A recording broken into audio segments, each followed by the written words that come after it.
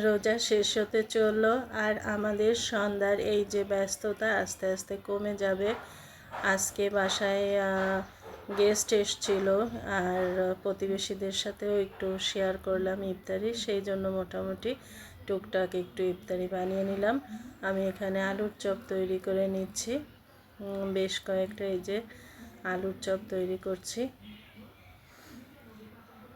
এই টিচার, তারপর দেখা যায় খুব কাছের একটু মানুষ, তারপরে বাসায় যে হেল্পিং হ্যান্ড, এছাড়া আমাদের ভাড়াটে, সবাইকে নিয়ে ইফতারি করার মজাটাই আসলে আলাদা।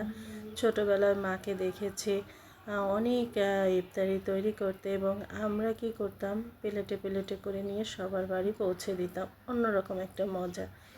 তো আমি এই যে এখানে কয়েকটা রোল বানানোর জন্য শিট তৈরি করে নিয়েছি। তো এইভাবে কেটে নিচ্ছি, চারকোনা করে নেব। এই যে দেখুন, চারপাশ থেকে ঘুরিয়ে ঘুরে এই যে কেটে নিলাম। অনেকগুলোই তৈরি করব। আর হাতটার দিকে কেউ তাকিয়েন না, কারণ হচ্ছে অনেক একসাথে তৈরি করেছি আর ব্যস্ত, এজন্য এভাবেই ভিডিওটা তৈরি করে ফেললাম। এই যে এখানে কিছু রোল বানিয়েও ফেলেছি আর আপনাদের সাথে শেয়ার করার জন্য এই যে আর একটা রোল তৈরি করে দেখাচ্ছি।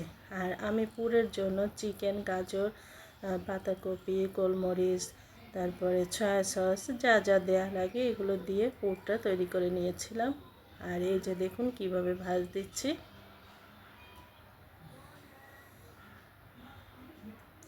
রোল তো আমরা দুই ধরনের তৈরি করে থাকি, এটা স্প্রিং রোল, তো এটা খেতেও কিন্তু ভালোই টেস্ট লাগে আর সত্যিই ভালো লেগেছিল। আপনারা এভাবে তৈরি করতে পারেন, তৈরি করে ফ্রোজেনও করতে পারেন।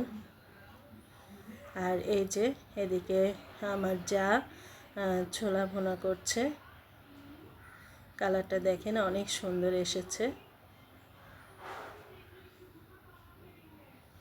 তারপরে এই যে রোলগুলো ভেজে নিচ্ছে। আসলে ইফতারির এই টাইমটা সবাই মিলে কাজ করব, সবাই মিলে একসাথে ইফতারি করব, এর একটা অন্যরকম মজা। আর এই যে এখানে আলুর চপগুলো,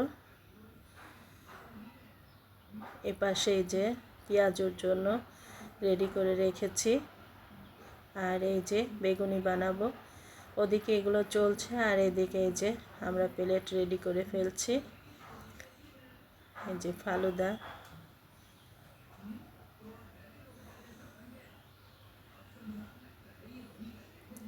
কম বেশি সবার বাড়িতেই এগুলো তৈরি করা হয়। আর এই যে শরবত, আমার তো ইফতারের পর এক গ্লাস শরবত হলে মনে হয় যেন প্রাণটাই ফিরে পেলাম। সত্যি সিয়াম সাধনার মাস, সত্যি অনেক ইবাদতের মাস। সবাই ভালো থাকবেন।